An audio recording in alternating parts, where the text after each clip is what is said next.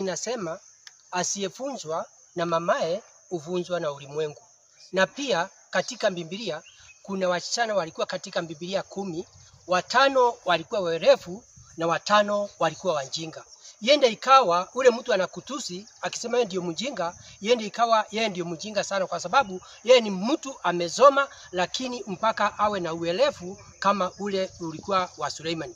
Kitu ya pili, mnakumbuka wakati wa zamani wakati ulichaguliwa Bwana Gachagua ambaye alitimuliwa, tulikuwa ni mimi mmoja wa wale walimulete katika Embu County.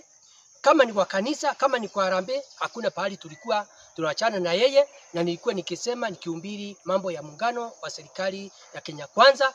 Na mimi maono yangu, kwa sababu Embu County tumeteseka kwa muda mingi na tunjaona maendeleo, mimi nikaona hii serikali ya William na pia huyo alitimuliwa niweze kuwaunga mkono, ndio hii kipindi ya miaka 5 tuweze kuona maendeleo katika Mashinani, katika Embu County. Wakati ilifika ndio iweze njia atuendei vizuri na Bwana Gachagua, ni vile ilifanyika mambo ya ile mgomo ilikuwako, na ikawa na mambo, watu wengi mnajua mambo ya mgomo inakuangako na iko kama watu wako na barua wanaweza kwenda kugoma, na hata hakuna bora tu watu watialimu mali. After mgomo kulitokea vita ya ambaye grupu mbili, ile iligoma na ile kugoma, na wakati huo mtu anaitwa Raila Omolo Odinga akawa anataka kuingia kwa serikali.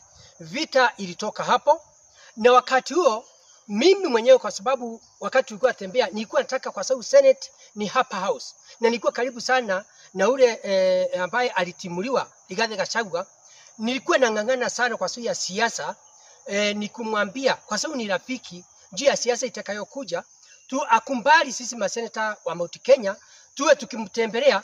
Lakini Rigathi ungemwambia unataka mkutane muongee mambo ya senators na wale wengine, hata kama sikuwa ni mimi peke yangu, hakuwa nakubali. Lakini wakati ilifika vita imeanza, ikawa wakati huo ndiye aliona muhimu wa leaders wa Mount Kenya.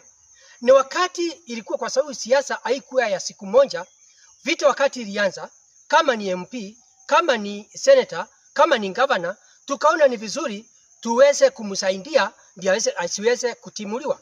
Lakini problem, mkiongea leo kesho anapandirika, mkiongea siku ingine anapandirika. Vita ilitoka hapo, na ninakumbuka siku moja tulienda Karen, alituita kama senator, na mnajua hata tulipigwa picha.